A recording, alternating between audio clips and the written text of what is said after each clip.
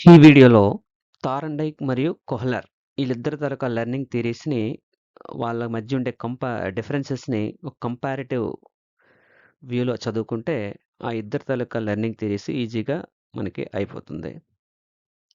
Point wise వాళ్ళకుండే తేడాల్ని చూద్దాం. Psychologist ఇక్కడ ఎవరంటే థార్న్డైక్. ఇతను చేసిన పద్ధతి ట్రయల్ అండ్ ఎర్రర్ మెథడ్.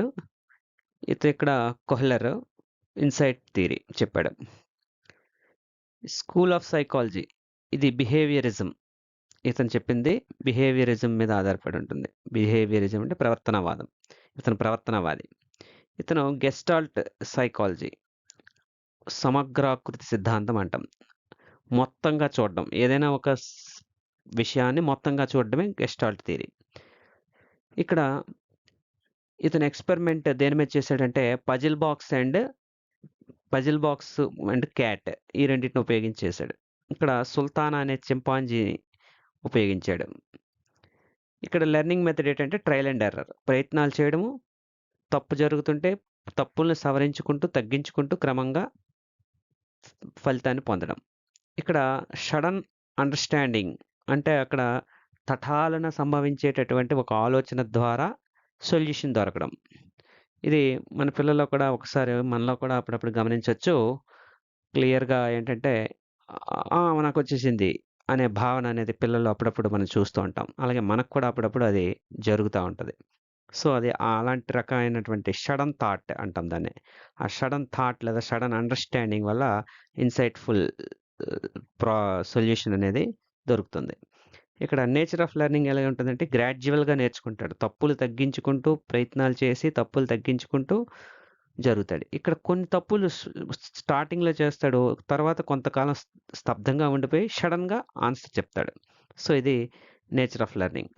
ఇక్కడ లెర్నింగ్ ప్రాసెస్ ఏంటంటే many attempts before success. Success రావడానికి ముందు చాలా ప్రయత్నాలు చేస్తాడు.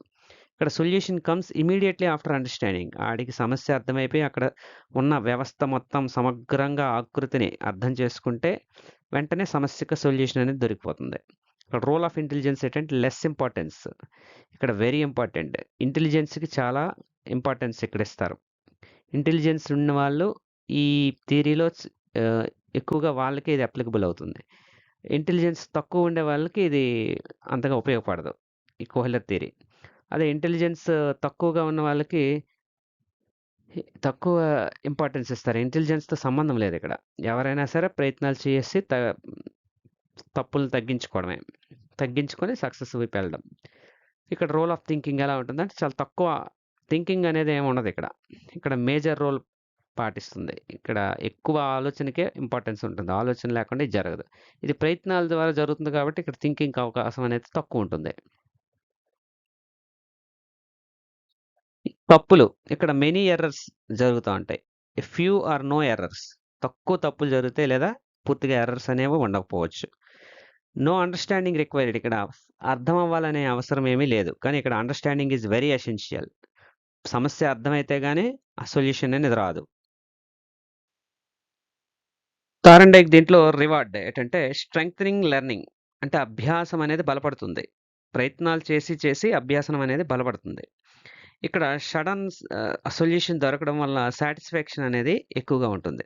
అందుకే నేను సాధించాను అనే భావన అనేది పిల్లవాడిలో కలుగుతది. సమ్‌టైమ్స్ ఐ గాట్ ఇట్ లేపోతే చెయ్యి థమ్స్ అప్‌లా చూపించి నేను సాధించాను అనే ఒక భావన అప్పుడప్పుడు మనం పిల్లల్లో గాని గమనిస్తూ ఉంటాం. సో, అలాంటి సాటిస్ఫాక్షన్ అనేది ఇక్కడ రివార్డ్‌గా ఉంటుంది.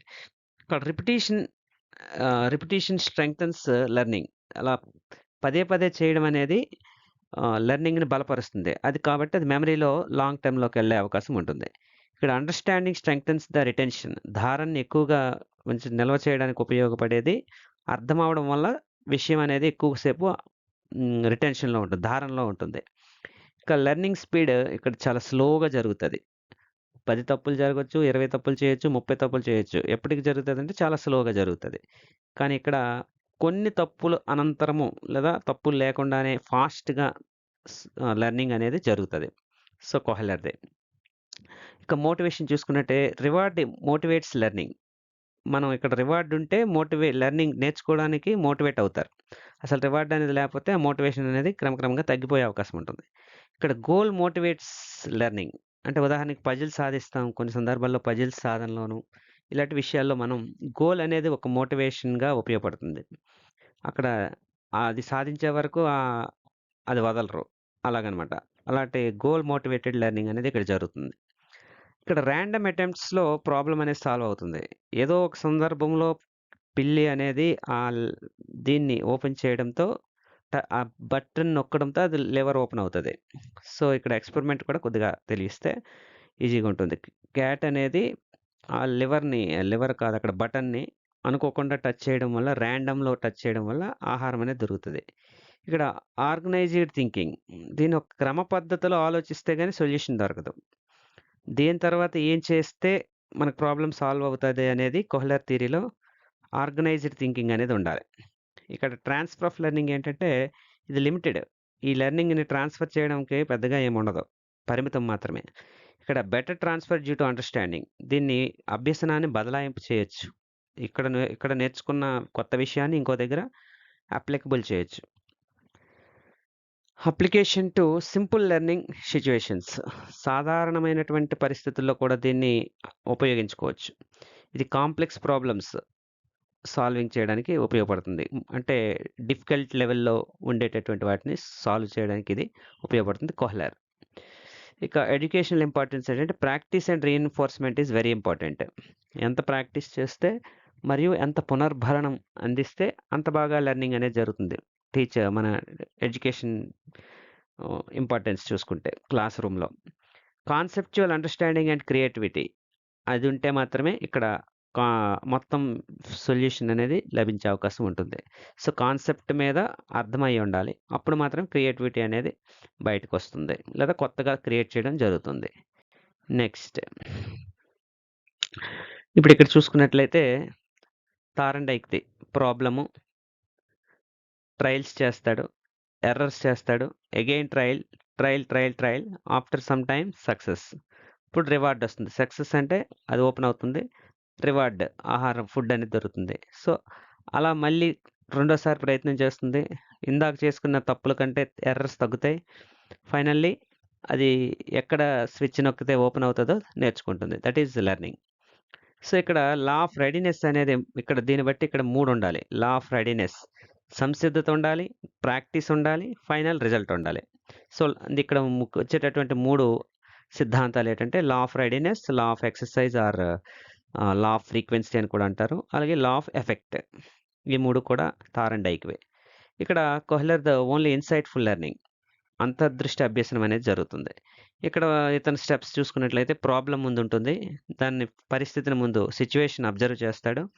అప్పుడు రిలేషన్‌షిప్ ఎస్టాబ్లిష్ చేస్తాడు. అర్థమైన తర్వాత రిలేషన్‌షిప్స్ దేని మధ్య ఏటుంది అనేది సంబంధాలను ఏర్పరిచి, అప్పుడు సడెన్‌గా ఇన్సైట్ థాట్ అనేది ఒకటొచ్చి కరెక్ట్ సొల్యూషన్‌ని కనుగొని, ఆ తర్వాత ఇంకా మరి ప్రయత్నాలేమి అవసరం లేకుండానే లెర్నింగ్ అనేది ఒక ఉదుటున లభిస్తుంది. అభ్యసనం అనేది జరుగుతుంది.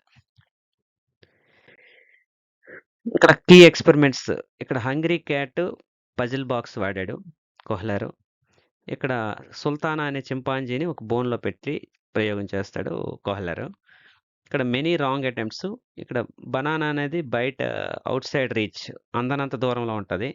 ఇది అందే రీతిలో ఉంటది గానీ ఇక్కడ మధ్యలో అడ్డుంటుంది. యాక్సిడెంటల్ ప్రెస్ లివర్ అక్కడ అనుకోకు అనుకోకుండా స్విచ్‌ని నొక్కడం అనేది జరుగుతుంది. ఇక్కడ chimpanzee observe the whole situation. తనెక్కడుంది, అరటిపళ్ళు ఎక్కడున్నాయి, దాన్ని అందుకోవాలంటే ఏమేమి అవసరమవుతాయి, ఇవన్నీ కూడా అబ్జర్వ్ చేస్తుంది. ఇక్కడ డోర్ వెంటనే ఓపెన్ అవుతుంది. ఇక్కడ యాక్సిడెంటల్‌గా టచ్ అవ్వగానే డోర్ ఓపెన్ అవుతుంది. ఇక్కడ అబ్జర్వ్ చేసిన తర్వాత ఆలోచన అనేది మొదలుపెడుతుంది. ఇక్కడ డోర్ ఓపెన్ అయిన కతలే ఫుడ్ దొరికిపోద్ది. ఇక్కడ ఆలోచించి ఆ తర్వాత ఆ 2 స్టిక్స్‌ని లేదా వాటిని 2 బాక్సుల్ని ఒక దగ్గర చేర్చి ఒకదాని మీద ఒకటి పెట్టి తర్వాత దాని మీద నిలబడి 2 స్టిక్స్ ఒకదానికొకటి తగిలించి అప్పుడు ఆ బనానాని అందుకునే ప్రయత్నం చేస్తది. ఇక్కడ అప్పుడు బనానా అనేది లాస్ట్‌లో లభిస్తుంది. సో, ఇక్కడ రిపీట్స్ ఫాస్టర్ నెక్స్ట్ టైమ్. ఆ రెండోసారి మళ్ళా లోపట పెట్టి లాక్ చేస్తే మరలా ఇందాక చేసిన టైం కంటే తక్కువ టైంలో చేయగలుగుతది. ఇలా అటెంప్ట్స్ తగ్గించుకొని ఫైనల్లీ ఇక్కడ లెర్నింగ్ అనేది జరుగుతది. ఇక్కడ మరి అలాంటి అవసరమేమీ లాదు. నెక్స్ట్ స్టెప్ డైరెక్ట్‌గా ఒకదాని మీద ఒక పెట్టేసుకొని వెంటనే స్టిక్ తగిలించుకొని ఆన్సర్ చేసేస్తది. So, this is the key differences in experiments. ఇక్కడ క్లాస్ రూమ్ ఎగ్జాంపుల్స్ చూసుకున్నట్లయితే a child learn to ride a bicycle. ఒక సైకిల్ నేర్చుకోవడానికి అనుకున్నాం అనుకోండి. అప్పుడు చాలా సందర్భాల్లో పడతాడు. Falls many times, keeps trying, finally balances, learn through repeated practice, learn, trial and error. Learning అనేది ట్రయలింగ్ ఎర్రర్ ద్వారా జరుగుతుంది. ఇది తారండైక్. కొహ్లర్ చూసుకున్నట్లయితే student cannot reach a book on a shelf. ఒక షెల్ఫ్‌లో బుక్కు అందుకోలేని రీచ్‌లో ఉంటుంది. చుట్టూ చూస్తాడు. ఫైండ్స్ ఎ చైర్ వెతుక్కుంటాడు. అప్పుడు దాని మీద నిలబడతాడు. ఆ పుస్తకాలు తీసుకుంటాడు. లేదా ఆళ్ళ అమ్మ పెట్టిన స్వీట్స్‌ని అందుకోవడానికి ప్రయత్నం చేస్తాడు. ఇది ఇన్‌సైట్‌ఫుల్ లెర్నింగ్ ద్వారా జరుగుతుంది. ఇప్పుడు ఈజీగా ట్రైల్ అనేది ట్రై అగైన్, ట్రైల్ అని గుర్తుపెట్టుకోవచ్చు. క్యాట్ ఇక్కడ. ఇక్కడ no suddenly, K.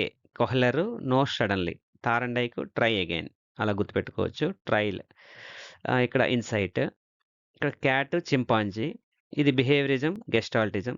Slow learning, fast learning. Practice, understanding. This is ఈజీగా గుర్తుపెట్టుకోవడానికి. పరీక్షలో వచ్చేటటువంటి డిఫరెన్సెస్ ఇప్పుడు చూద్దాం. ఇక్కడ Thorndike trial and error method, Kohler insight method. ఇది cat experiment with puzzle box, Sultan అనే chimpanzee experiment. Behaviourism, gestalt theory. ఇది learning gradually, sudden thought. Practice is important, perception is important. ఇక్కడ ప్రత్యక్షం అనేది చాలా అవసరం. మెనీ మిస్టేక్స్ జరుగుతాయి, few mistakes. Reinforcement is very important, understanding is important. ఇక్కడ association, SR bonding అనేది జరుగుతది. స్టిమ్యులస్ అండ్ రెస్పాన్స్ బాండింగ్ అనేది జరుగుతది.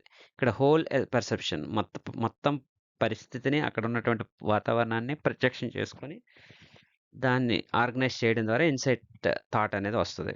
ఇక్కడ రిపిటీషన్ స్ట్రెంగ్థెన్స్ లెర్నింగ్. లెర్నింగ్ అభ్యాసం బలపడాలంటే పునర్బలనాన రిపిటీషన్, ప్రాక్టీస్ అనేది చాలా అవసరం. అదే law of exercise. Insight strengthens learning. అంతర్దృష్టి అనేది ఇక్కడ లెర్నింగ్‌ని బలపు చేస్తుంది.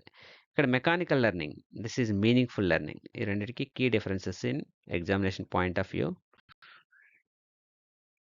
మా వీడియో మీకు విలువ అనిపిస్తే please like, share and subscribe.